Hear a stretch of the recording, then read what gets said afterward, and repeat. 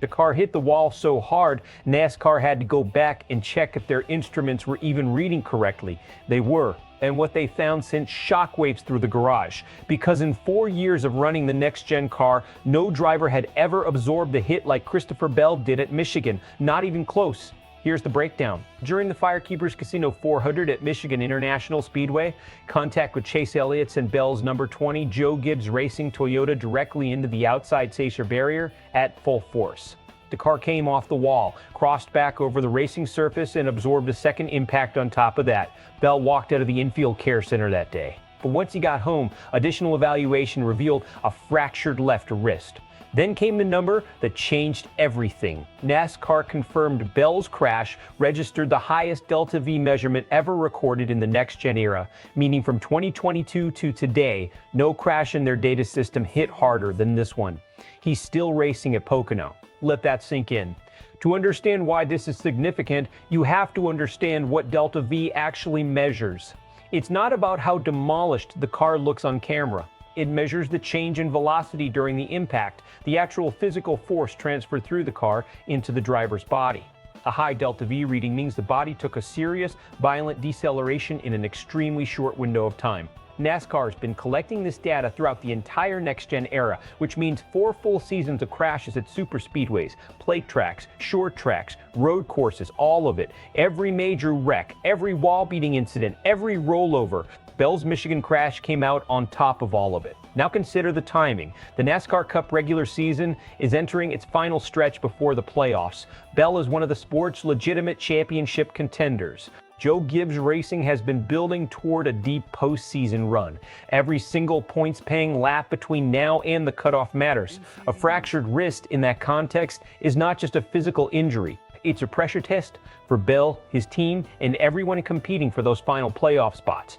Let's be direct about what this really means for Bell going forward. Racing with a fractured wrist is not the same as playing through a sprained ankle in football. A stock car driver uses his hands and wrists to manage steering inputs constantly at 180 plus miles per hour. On a track like Pocono, a triangular layout with 3 very distinct corners, all demanding different technique, that wrist is going to be tested from lap 1. The question isn't whether Bell is tough enough. He's already answered that by showing up. The real question is whether managing that pain affects his decision-making under pressure. When a draft line breaks or a caution comes out on a restart and he needs to be aggressive with the wheel, does that fraction of hesitation cost him position? Does it cost him points?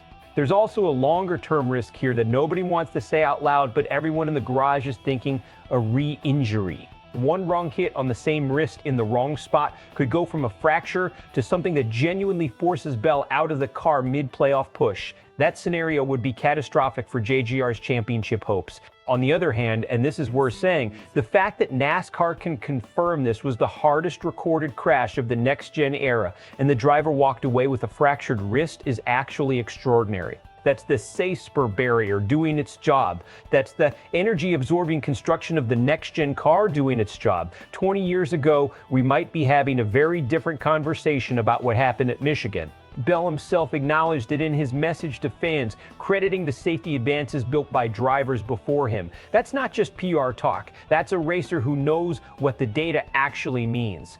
The reaction was split right down the middle, and that's exactly what you'd expect. One side is all admiration. Fans love the grit. Racing with a broken bone while sitting inside the car that just gave you the hardest recorded crash in 4 years, that builds legend. That's the kind of thing people bring up when they talk about a driver's career 10 years from now. The other side is asking harder questions. Should NASCAR or the team or the medical staff have more authority to hold a driver out after an injury like this? If Bell re-injures that wrist and misses the playoffs entirely because he tried to race too soon, was a short-term decision worth it? Analysts are also circling back to the Chase Elliott contact that triggered everything. Was it a racing incident? Was there more to it? That conversation hasn't fully resolved itself, and you can bet it comes up again the next time those two cars are running close together. 2 roads ahead. Bell manages the wrist, races smart at Pocono, avoids trouble, banks solid points, and enters the playoff stretch with his championship hopes fully intact. The Michigan crash becomes a story about survival and resilience, the kind of narrative that carries a driver through a postseason run. The wrist becomes a liability at exactly the wrong moment. Bell can't push the car the way he normally would, falls back in key races, loses his grip on a playoff position, and then faces the nightmare scenario of a re-injury that forces him out entirely. The crash at Michigan doesn't just make history, it derails a championship. Which version plays out depends on the next 3 to 4 race weekends. Here's what I want to know. Should Christopher Bell be in that car at Pocono, or is Joe Gibbs Racing rushing a guy with the highest impact crash in next-gen history back to the track too fast? Is this gutsy or is this reckless? Is NASCAR safety so good now that a fractured wrist after a record-breaking crash is just part of the job? Or is there a line somewhere that nobody's found yet? Drop your take in the comments. This is exactly the kind of debate that separates the casual fans from the people who actually understand this sport. And if you want coverage like this every time something major hits the NASCAR world, you already know where to find the subscribe button.